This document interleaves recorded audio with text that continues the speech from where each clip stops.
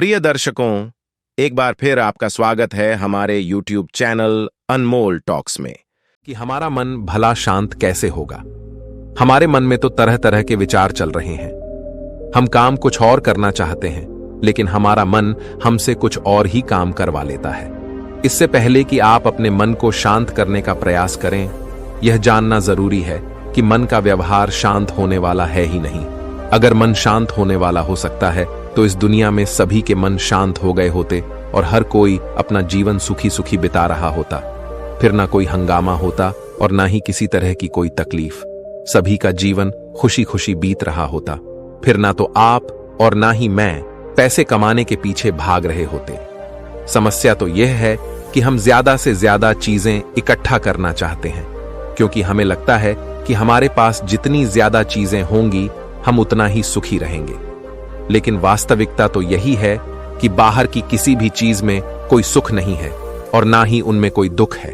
और यही कारण है कि जब हम किसी चीज के पीछे भाग रहे होते हैं, जब हम कोई चीज पाना चाहते हैं, तो उसे पाकर हमें पल भर के लिए खुशी तो मिलती है, लेकिन बाद में हम उस खुशी का एहसास नहीं कर पाते।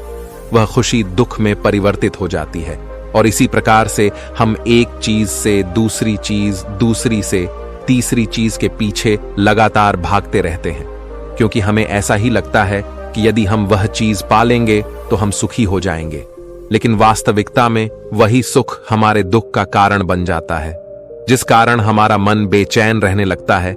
हम उस चीज को पाने के लिए तरह तरह के उपाय करते हैं, लेकिन उससे हमें फायदा नहीं होता है, जिस कारण हमारा मन और भी बेचैन होने लगता है। और यह बेचैनी धीरे धीरे चिंता का रूप ले लेती है और हमारा मन पूरी तरह से अशांत हो जाता है। हमें कुछ भी अच्छा नहीं लगता। हमें लगता है कि जो कुछ हमने मांगा था उसका उल्टा हो रहा है, सब कुछ हमारे विपरीत जा रहा है। और फिर हम अपने मन को शांत करने के लिए ध्यान करना शुरू करते हैं, क्योंकि एक ध्यान ही वह मार्ग है जो हमें ज्ञान की ओर ले जाता है। वह हमें यह बताता है कि बाहर किसी भी चीज में कोई सुख नहीं है, बुद्ध कहते हैं, और ना ही दुख है। दुख और सुख तो हमारे मन का भ्रम है। यह हमारे मन की एक उपज है, जिसके लालच में हमारा मन हमें यहां वहां भगाता रहता है। जैसे कि महीनों से भूखे एक भिखारी को अगर एक सूखी रोटी भी मिल जाए तो वह उसके लिए सुख है, वह उसके लिए अमृत है। और ठीक उसी के विपरीत यदि किसी धनवान के घर पर 56 प्रकार के भोग भी बन जाए, तब भी वह उसे खाकर तो दुखी ही रहेगा। यह तो उनकी मन स्थिति पर निर्भर करता है। इसे और अच्छे से समझने के लिए आज की जो कहानी मैं आपको सुनाने जा रहा हूं, इस कहानी के माध्यम से आप यह समझ पाएंगे कि हमारे मन की स्थिति क्या है और हम इसे कैसे नियंत्रित कर सकते हैं। तो चलिए बिना किसी देरी की कहानी शुरू करते हैं। हम जानेंगे बौद्ध कहानी से। एक समय की बात है। एक गांव में एक युवक रहता था जिसका मन बहुत ही अशांत रहता था। वह हमेशा तनाव में रहता। वह अपने मन को शांत करना चाहता था, लेकिन उसे कोई भी उपाय नजर नहीं आ रहे थे। उसके जीवन में कई प्रकार के दुख थे, जिनके कारण वह हमेशा तकलीफ में रहता, तनाव में रहता। एक दिन उसे पता चला कि उसके गांव में एक बौद्ध भिक्षु आए हुए हैं, जो सभी को दुख और सुख पर उपदेश दे रहे हैं। वह युवक तुरंत ही घर से निकला और उनके आश्रम जा पहुंचा। वहां पर पहुंचने के बाद उस युवक ने देखा कि वह बौद्ध भिक्षु सभी गांव वालों को उपदेश दे रहे थे। बौद्ध भिक्षु कह रहे थे कि सभी के जीवन में कोई ना कोई सुख और दुख तो आता ही रहता है, जिस कारण हमारा मन बहुत अशांत रहता है। और एक अशांत मन इस दुनिया का कोई भी सुख नहीं ले सकता, फिर चाहे उसे पूरी दुनिया की धन दौलत ही क्यों ना मिल जाए, वह उसे पाकर भी दुखी ही रहेगा। परंतु जिस व्यक्ति का मन शांत है, उसके पास चाहे कुछ भी हो या ना हो, वह हर छोटे पल का आनंद ले सकता है। वह हर पल को खुशी खुशी जी सकता है। इस दुनिया का और इस जीवन का परम सुख भी प्राप्त कर सकता है। इतना कहकर उन बौद्ध भिक्षु ने अपना प्रवचन समाप्त कर दिया और वापस आश्रम की ओर लौट गए। वो भी उनके पीछे पीछे आश्रम पहुंच गया और इस युवक ने उन बौद्ध भिक्षु से कहा, हे गुरुवर, अभी कुछ देर पहले आप उपदेश दे रहे थे कि एक शांत मन हर पल का आनंद ले पाता है, हर पल को सूखी सूखी जी पाता है। लेकिन इस दुनिया में सभी के पास मन है और सभी के मन अशांत है। तो ऐसे में भला अपने जीवन को कोई सुखी सुखी कैसे जी सकता है। इस दुनिया में शांत मन किसी के पास नहीं। मेरे पास भी एक ही मन है, और वह भी शांत नहीं है। गुरुवर, क्या आप बता सकते हैं कि मैं अपने इस मन को कैसे शांत करूं? तभी बौद्ध भिक्षु ने उस युवक को ध्यान के बारे में समझाया, ध्यान के फायदे बताए और उसे कहा, बेटा, ध्यान करने से हमारा मन शांत हो जाता है। हम विचारों के दलदल से बाहर आने लगते हैं और इस कारण हमारे जीवन में सुख उत्पन्न होने लगता है। यदि तुम भी अपने जीवन में सुखी होना चाहते हो, अपने मन के इन विचारों के दलदल से बाहर निकलना चाहते हो, तुम्हें ध्यान करना चाहिए। तुम्हें ध्यान का अभ्यास करना चाहिए, क्योंकि यही वह मार्ग है जो तुम्हारे मन को शांत कर सकता है और तुम्हें सही राह पर ला सकता है। उस युवक ने उन बौद्ध भिक्षु की बात मान ली।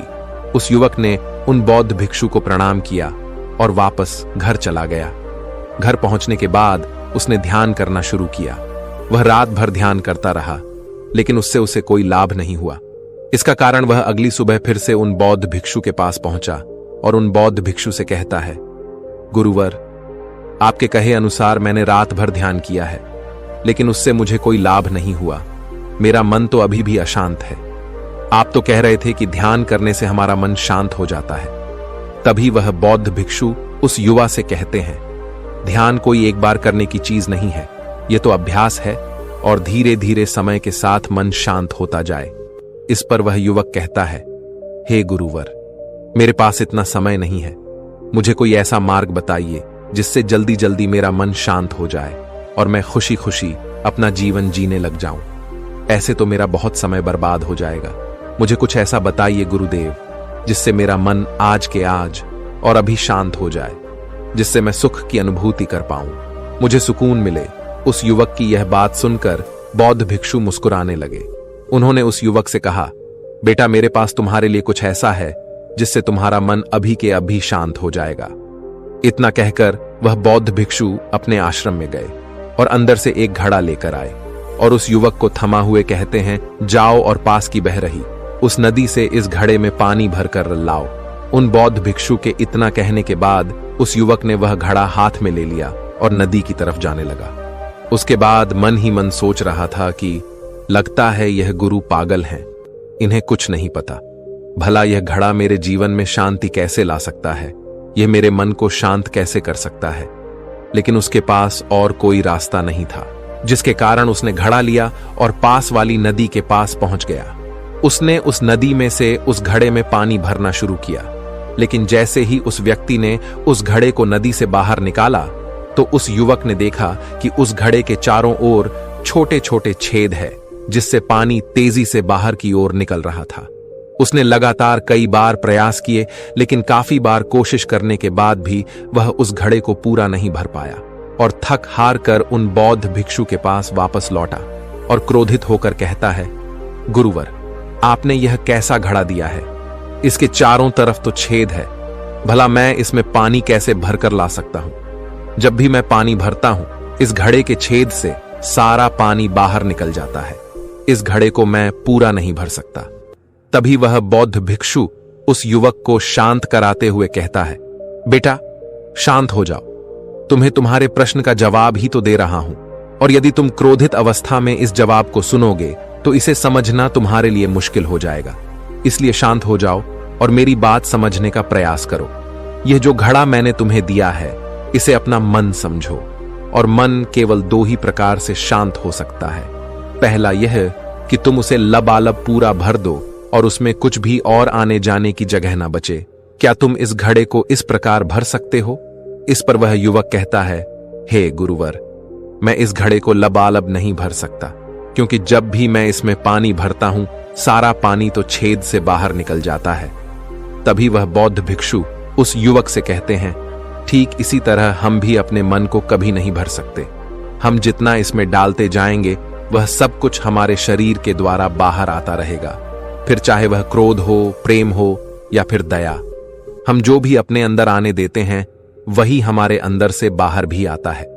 और इसीलिए मैंने तुम्हें छेद वाला घड़ा दिया, क्योंकि यह हमारे मन के जैसा ही है। और जब हम इस मन को भस्म करना चाहते हैं, तब तुम अपना समय बेकार कर रहे हो। क्या तुमने एक पल के लिए भी यह नहीं सोचा कि इसी प्रकार तो तुम अपने मन को भरने में भी लगे हुए हो? क्या इससे तुम्हारा समय बर्बाद नहीं हो रहा? क्या इससे तुम्हारा जीवन बर्बाद नहीं हो रहा? क्योंकि जिस भी चीज से तुम अपने मन को भरोगे वह तो बाहर निकल ही जाएगा। उस युवक को अपनी गलती का एहसास हुआ। वह तुरंत उस बौद्ध भिक्षु के चरणों में गिर गया और उस बौद्ध भिक्षु से कहता है, गुरुवर, आपने सच कहा। मैंने कभी भी इसके बारे में नहीं सोचा कि मैं अपना जीवन अपने आप ही बर्बाद कर रहा था। ठीक है, मैं तो इस बात से अनजान था, लेकिन आज आपने मेरी आंखें खोल दी। परंतु गुरुवर, अगर यह मन को पूरी तरह भरने का पहला तरीका मन को शांत नहीं कर सकता, तो मन को शांत करने का दूसरा तरीका कौन सा है? गुरुवर मुस्कुराते हुए उस आदमी से कहते हैं, दूसरा तरीका है कि अपने मन को पूरी तरह खाली कर। इस पर वह व्यक्ति कहता है, गुरुवर, आप ही मुझे बताइए कि मैं अपने मन को खाली कैसे कर सकता? तभी बौद्ध भिक्षु कहते हैं, बेटा, यह तो बहुत ही सरल है। बाहर का कूड़ा अपने भीतर मत जाने दो, इस प्रकार तुम्हारा मन अपने आप ही खाली हो जाएगा। वह व्यक्ति कुछ देर सोच विचार करने के बाद बौद्ध भिक्षु से कहता है, हे गुरुदेव, यह कैसे संभव है? जो भी हम देखते हैं, सुनते हैं, वह हमारे मन में ही तो जाता है, वह हमारे भीतर की ओर ही तो जाता है, फिर मैं उसे कैसे रोक सकता हूं?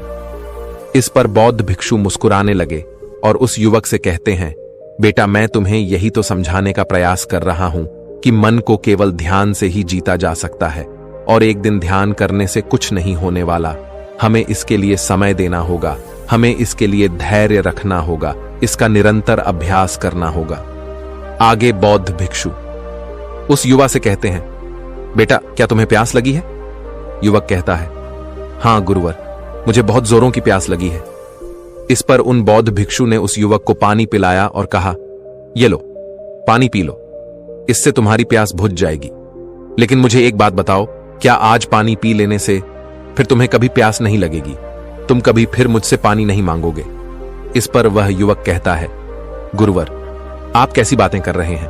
पानी तो हमारे जीवन का एक हिस्सा है, इसके बिना तो हम मर जाए, और आप कह रहे हैं कि आज पानी पी लो और उसके बाद में कभी पानी ना पिए। यह भला कैसे संभव है? प्यास तो हमें रोज लगती है और हम रोज पानी पीते हैं, इसके बिना तो हम मर जाएंगे।